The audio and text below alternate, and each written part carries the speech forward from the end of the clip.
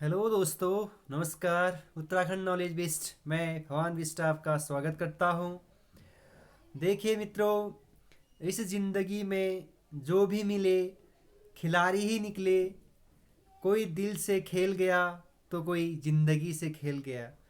दोस्तों, मेरे साथ आप उत्तराखंड इतिहास डिटेल में पढ़ रहे हैं, जहाँ पर आज आपको ये मैं ज्ञानचंद द्वितीय 52 नंबर का शासक आपको पढ़ाने वाला हूँ। तो देखिए, ज्ञानचंद द्वितीय, इससे पहले आप मेरे साथ उद्योग चंद पढ़ चुके हैं।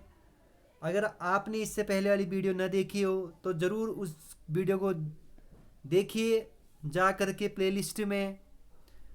देखिए, ज्ञानचंद के बारे में हमें जानकारी उनके एक ताम्रपत्र से मिलती है। अगर ताम्रपत्र की बात करूं तो ज्ञानचंद का एक ताम्रपत्र हमें 1698 में मिला है, जिससे ये जानकारी मिलती है कि हमें ज्ञानचंद गद्दी पर बैठा होगा। ठीक है, देखिए, 1698 से लेकर के आपका 1708 तक इनका आपका टोटल टाइम पीरियड मिलता है मित्रों। 1698 से लेकर 1708 तक आपका ज्ञानचंद द्वितीय क्या रहता है, गद्दी पर बैठता है। इसने भी पूर्ववर्ती शासकों की भांति, अपने पूर्वजों की भांति, इसे गढ़वाल और डोटी से आए दिन चुनौतियों से सामना करना पड़ता था।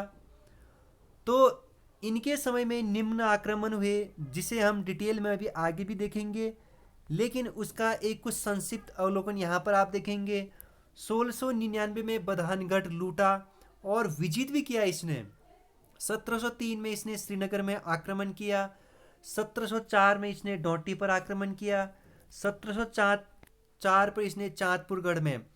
देखिए, इसने जब 1699 में बधानगढ़ पर आक्रमण किया, यहाँ से इसने बधानगढ़ से वह नंदा देवी की स्वर्ण प्रतिमा लाया अपने साथ और अल्मोड़ा स्थित नंदा देवी मंदिर में स्थापित किया। काफ़ी ज़्यादा इम्पोर्टेंट प्रश्न है ये कि कौन बधानगढ़ पर आक्रमण करता है और वहाँ से क्या उठा करके लाता है। वो नंदा देवी की स्वर्ण प्रतिमा और अल्मोड़ा स्थित नंदा देवी मंदिर में क्या करता है, स्थापित करता है। ये चीज़ आपको याद रखनी पड़ेंगे।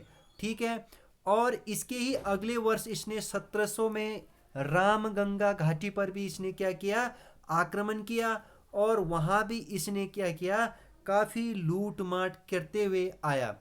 इसके बाद आगे आपका 1704 में क्या करता है, आपका डोंटी अभियान करता है। आपका कौन, ज्ञानचंद। ठीक है, डोंटी अभियान आपका 1704 में ज्ञानचंद करती है और ये आपका कुमाऊं सीमा पर ये अभियान होता है, कुमाऊं की सीमा पर।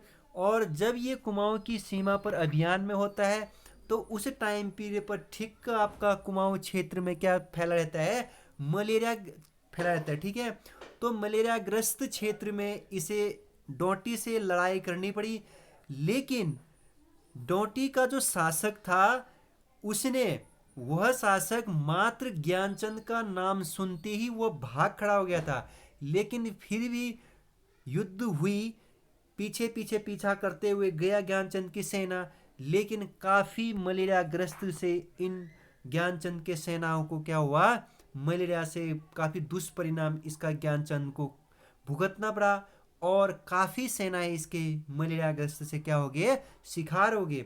तो इसलिए एक बात याद रखना कि कौन सा वह शासक था जिसके सेनाओं को मलेरिया हो गया था, और आपका वह शासक ज्ञानचंद द्वितीय था, जिसे 1704 में डोंटी अभियान कुमाऊं क्षेत्र की सीमा पर मलेरिया ग्रस्त क्या हो गया था, शिकार हो गए थे। ठीक है, ये चीज़ें आपको काफ़ी इंपॉर्टेंट है और याद रखनी भी पड़ेंगे। ठीक है, इसके बाद आपको यहाँ पर याद रखना है कि जो आपका ज्ञानचंद था और इसके द्वारा पिथौरागढ़ में एक स्थान है, देव स्थल। ठीक है, देव स्थल, और इसी देव स्थल में ज्ञानचंद द्वारा बनाए गए मंदिर को देवल या धौल कहा गया है। क्या कहा गया है, देवल या धौल कहा गया इनके मंदिरों को बनाए हुए को। काफी इंपॉर्टेंट प्रश्न, किसी शासक के द्वारा बनाए गए मंदिर को धौल या देवल कहा गया है, तो उस शासक का नाम है आपका कोई और नहीं, ज्ञानचंद के द्वारा बनाए गए मंदिर को क्या कहा गया, देवल या धौल। इसके बाद उद्योगचंद व ज्ञानचंद ने सौर स्थित व सीरा में अनेक मंदिर बनाए। काफी इंपॉर्टेंट प्रश्न है ये। सौर में और शीरा में ज्ञानचंद और उद्योगचंद दोनों ने मिलकर के काफी मंदिर बनाए, जिसमें पिथौरागढ़ का चोपता मंदिर हो गया, नकुलेश्वर का हो गया, कासनी व मरसौली में आदि मंदिर इन्हीं के द्वारा बनाए गए थे। ये चीजें आपको याद रखनी पड़ेंगे, ठीक है। ये तो जी आपका क्या, ज्ञानचंद द्वितीय, ठीक है। इसके बाद हम सीधे रुक करेंगे जगत चंद पे, ठीक है। अगर जगत चंद की बात मैं करूं तो जगत चंद को सीधे सीधे इतिहास में आपका इसके टाइम पीरियड पर कुमाऊं का ये कह सकते हो स्वर्णिम काल कहा गया है, ठीक है।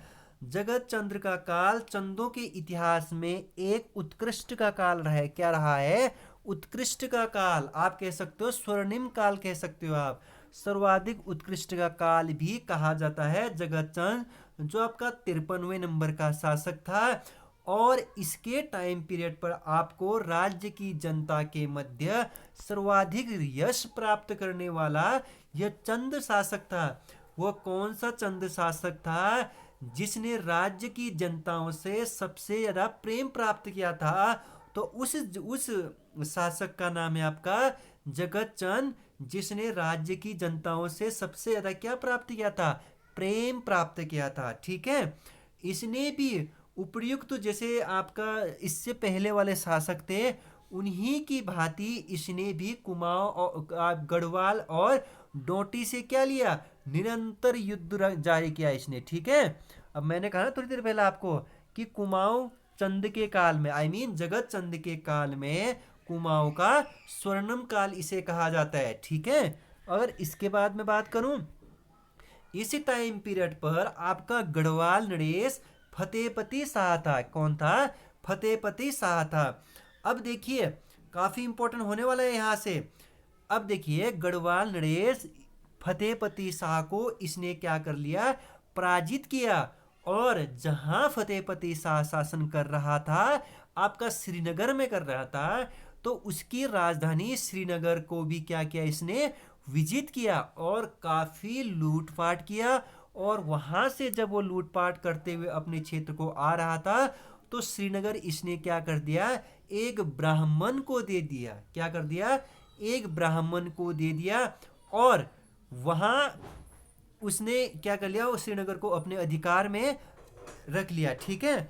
और लेकिन दोबारा फिर से फतेहपति शाह ने अपने राजधानी श्रीनगर को क्या कर लिया, विजित कर लिया। जब फतेहपति शाह श्रीनगर में शासन कर रहा था और आपका जगत चंद ने उसको वहां से भगा दिया, तो ये आपका फतेहपति शाह भाग कर देहरादून की ओर कूच करता है। कहाँ करता है, देहरादून की ओर भाग करके आ जाता है, ठीक है।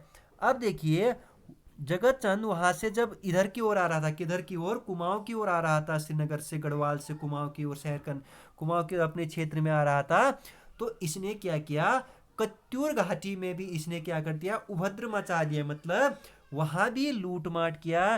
कत्यूर घाटी में स्थित बैजनाथ व गरसार ग्राम को भी इसने क्या किया, लूटा।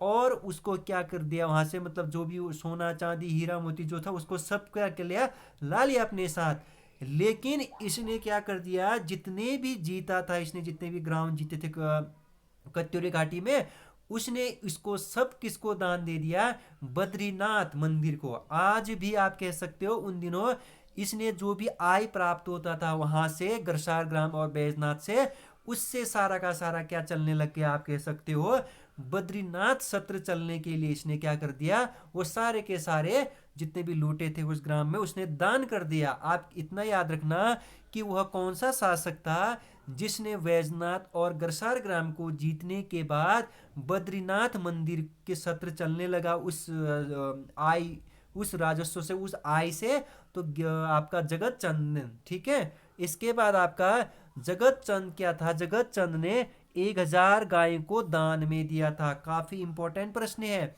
कि वह कौन सा शासक था जिसने 1000 गायों को दान में दिया था।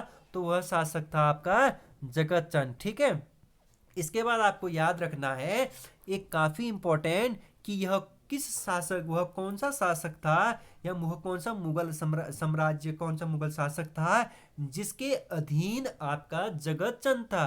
तो आपका जो जगतचंद था वो बाद आपका बहादुर शाह प्रथम के समकालीन आपका कौन सा शासक था, आपका जगतचंद। तो इसलिए याद रखना इसने जगतचंद को, इसने आपका जो बहादुर शाह था प्रथम, जगतचंद ने काफी चीजें भेंट की थी।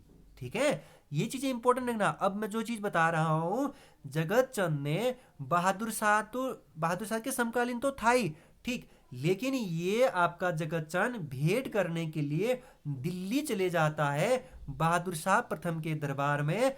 और ये आपका घोड़े, याद रखना, घोड़े और चंवर, इसके बाद आपका खारे, खुकरी, कस्तूरी, निखिसी आदि चीजें लेकर के, और यहां तक कि सोने चांदी, एक आपको घोड़े याद रखने हैं, दूसरे चौड़ याद रखने हैं, तीसरे खारे याद रखने हैं, चौथे कस्तूरी याद रखनी है, पांचवा आपको नीसी याद रखनी है, छठा आपका सोने चांदी और हीरा मोती आदि के बर्तन लेकर के कहाँ चले जाते हैं, ये दिल्ली दरबार बहादुर शाह प्रथम के दरबार में। ठीक है, और ये भी आपको याद रखना है। हाँ? इसके बाद आपको एक चीज और याद रखनी है जगतचंद पे, तराई क्षेत्र को इस समय पर नौलखिया भी कहा जाता था। क्या कहा जाता है, जो तराई क्षेत्र का, जो तराई भाबर का क्षेत्र है उसको क्या कहा जाता है इस टाइम पीरियड पर, 9 लखिया जमीन। क्यों? क्योंकि यहाँ से लाखों की क्या आती थी, 9 लाखों की क्या आती थी, राजस्व इनकम आती थी। ठीक है, इससे पहले भी मैंने आपको 9 लखिया जमीन या आपको तराई भाबर माल 84 माल परगना भी इसको कहा जाता है, ऐसा भी मैंने आपको बता रखा है। तो इसलिए जब आपका जगतचंद शासन कर रहा होता है तो इस टाइम पीरियड पर तराई क्षेत्र को क्या कहा जाता है, 9 लखिया जमीन कहा जाता था। ये बात याद रखना। इसके बाद जो जगतचंद था इसने जुआरियों पर भी क्या लगाया था, कर लगाया था। बहुत इंपॉर्टेंट प्रश्न है कि किस शासक ने जुआरियों पर क्या लगाया था, कर लगाया था।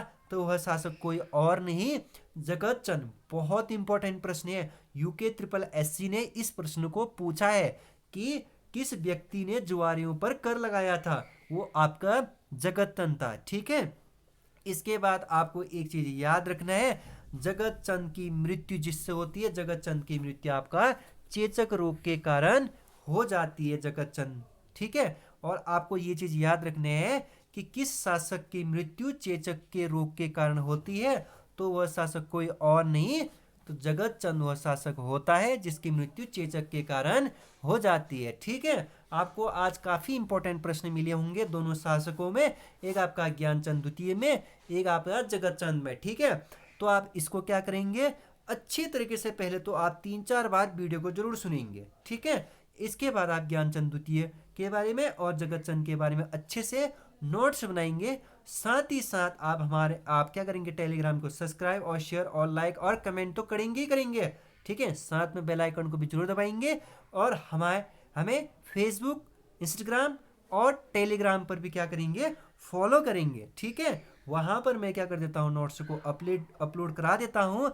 इसके बाद हम जो चीज देखेंगे, चंद राज्य का अवंती का काल देखेंगे, मतलब चंद साम्राज्य अब धीरे धीरे किस ओर जाएगा, अब धीरे धीरे लड़खड़ाती की ओर जाएगा। मतलब आपने सुना भी होगा, जिस वंश की स्थापना होती है उस वंश का क्या भी होना लाजमी है, सर्वनाश, मतलब समाप्त होना भी क्या है, जरूरी है। ठीक है मित्रों, आज के लिए बस इतना ही। कल हम यहीं से स्टार्ट करेंगे चंद राज्य की अवंतिका काल देवी चंद से। तब तक के लिए आपसे विदा लेते हैं, नमस्कार।